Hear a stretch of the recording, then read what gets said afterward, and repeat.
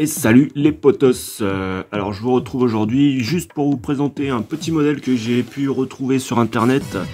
Un petit modèle qui parlera peut-être à certains d'entre vous qui sont de la même génération que moi, car il s'agit d'une vieille Majo, une très vieille Majo baveuse. Regardez-moi ces finitions à l'arrache.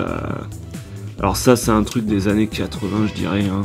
C'est une Majo made in France, Chevrolet Impala de la police à l'échelle 1,41.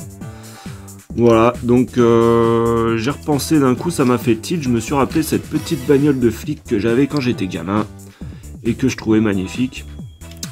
Et elle était plus magnifique dans mes souvenirs quand même, hein, parce que j'avais dû l'avoir neuve, hein, probablement.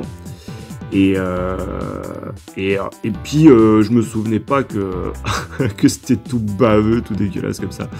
Et j'ai regardé, hein, j'ai cherché sur internet, il n'y en a pas 50 000 hein, à trouver, mais celle que j'ai vue, il y en avait même des encore plus baveuses avec la peinture. Vous regarderez, les mecs en blister, voilà, ils te la vendent cher. Moi je l'ai trouvé à pas cher sur le bon coin. Le seul truc, c'est que normalement là il y a une antenne, mais le plastique il est tellement poli que ça fait une petite boule. On dirait même pas un truc cassé quoi. Donc ce que je vais faire, c'est que je vais juste mettre de l'argenté dessus pour faire genre que c'est un autre genre d'antenne quoi, on va dire. Et voilà, bah écoutez, on va vite avoir fait le tour, hein. Donc une calandre bien flashy, bien plastique chromé. Voilà, il y a quand même une petite plaque California machin truc bidule, hein, parce que bon, c'est une bagnole américaine évidemment. Voilà, on a un intérieur bleu avec des ouvrants latéraux, n'est-ce pas?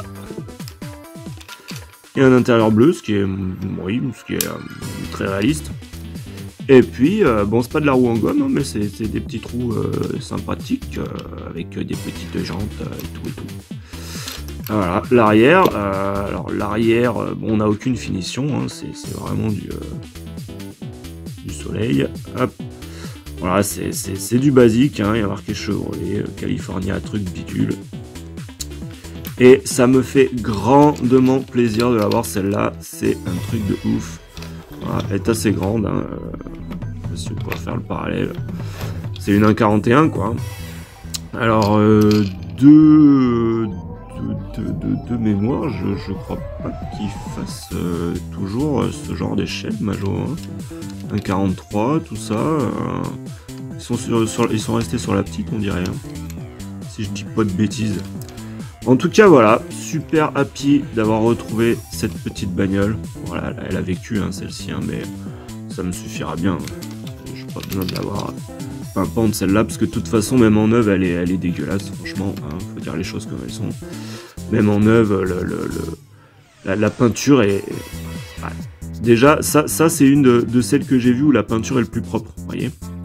Donc c'est pour vous dire, voilà, celle que j'ai vue en blister, hein, vous regardez sur eBay, tapez, vous la verrez sûrement, elle n'a pas dû partir, parce que le mec il la vend 25 €, avec 15 € de frais de port, un truc comme ça, pour mettre 40 € là-dedans, faut en vouloir quand même.